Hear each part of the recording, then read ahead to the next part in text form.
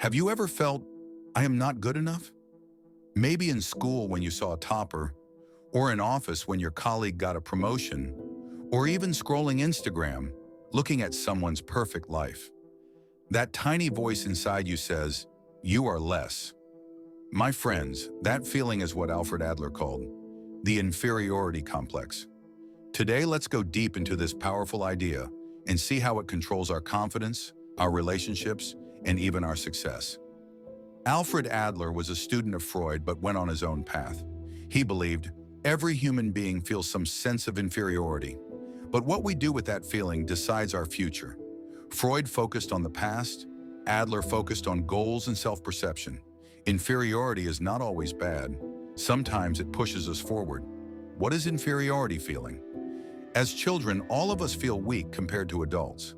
A child says, I can't run fast like my brother. This is inferiority feeling. Inferiority feelings are normal and natural. They become the fuel for growth. Example, a child weak in math, practices more, becomes strong. Adler said, to be a human being means to feel oneself inferior. So inferiority equals normal. But when it grows too much, it becomes a complex. What is inferiority complex? When feelings of I am less become exaggerated, it creates a psychological trap. Person starts to believe, I can never succeed. I am useless instead of using inferiority to grow. They get stuck. Symptoms: overly shy, avoids challenges, constantly comparing with others, feels jealous easily, lacks self-confidence. Adler, the danger is not feeling inferior. The danger is losing courage because of it. A student who once failed in exams, stops trying in future, develops inferiority complex. Another student uses failure as motivation, grows stronger. How people react: withdrawal, avoids social situations, says I am not good enough, doesn't take risks. Example, a person who never applies for promotion because they think they'll fail.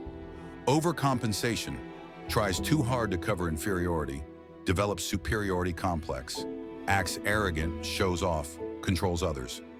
Example, someone insecure about intelligence, constantly boasts about achievements. Both are unhealthy. True growth equals accepting weakness plus improving. Causes of inferiority: complex childhood environment, overly strict parents, constant criticism, comparisons with siblings, physical limitations, disability, illness, or weakness. Adler himself had weak health as a child, inspired him to study psychology.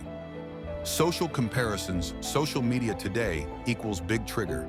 Seeing perfect lives online makes us feel I am not enough. Cultural and economic factors: poverty, discrimination, lack of education leads to inferiority complex. How to overcome inferiority complex?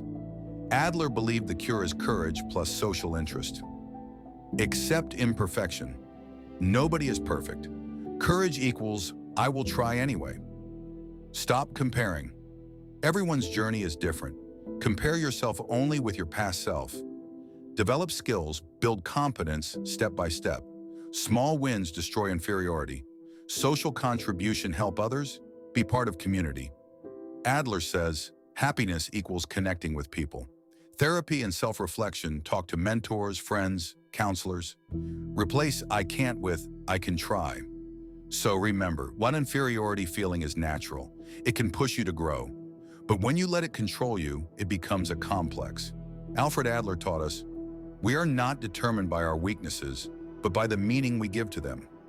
The next time you feel small, don't hide. Don't compare. Instead, take it as fuel to rise. That is the real power of overcoming inferiority complex.